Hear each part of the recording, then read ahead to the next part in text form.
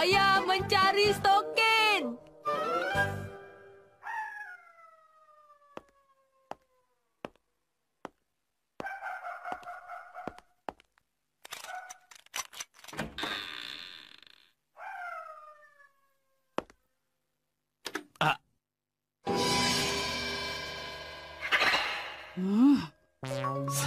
Saya dah balik. Apa ni? Dah tengah malam tau. Tadi kau Guci ajak saya keluar.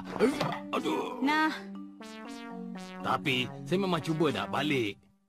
Tapi dia tu degil sangat. Saya terpaksa keluar. Tak payah nak reka-reka cerita lah. Mana adalah. Kemaskan baju abang elok-elok ya. Asyik saya je kena kemaskan. Jangan risau. Pandailah saya uruskan nanti ya. Cakap aja tahu. Tapi abang ni mana pernah nak kemas baju sendiri. Kalau abang tak kemaskan betul-betul lepas ni, kena denda 1,000 yen tau. Baik.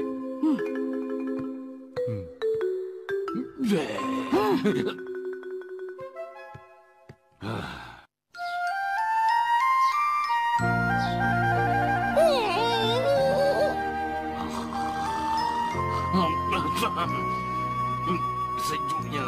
Aduh. Saya tertidur kat sini rupanya.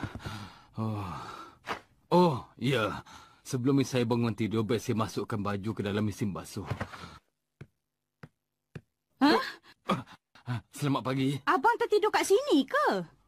Ya, saya tertidur kat sini, mengantuk sangat semalam kan. Kalau tidur dengan baju macam tu, nanti demam lah.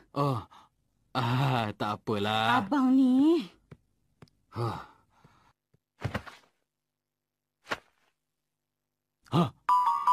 Hai, mana stokin sebelah lagi ni? Alamak. Hai, tak adalah dekat sini. Dalam sini pun tak ada juga. Dekat sini pun tak ada. Apa abang buat tu? Aduh. Tak, saya nak tengok tempat yang jarang dilihat pun awak bersihkan betul-betul. Macam ni lami saya seorang isteri yang baik. Apa abang cakap ni? Baik abang pakai baju cepat. Nanti Sinchan ikut abang pula nanti. Siapa pula pakcik ni? Takkan kamu tak jumpa Papa sehari pun dah terus tak ingat siapa Papa ni? Dah. Pergi basuh muka dah gosok gigi cepat. Mama asyik suruh buat benda sama je setiap hari. 100 yen! 100 yen saja! Mari! Jualan murah untuk kentang! Siapa bahagia dapat! Di sana tu. Sinchan, tolong jaga Himawari ya. Saya pun nak tolong isikan juga. Tak boleh lah. Sini bukan tempat untuk budak-budak. Dah, turun. Tolong pegang ni. Baiklah, Mama akan rebut kentang tu habis-habisan. Berikan saya plastik. Ya, silakan.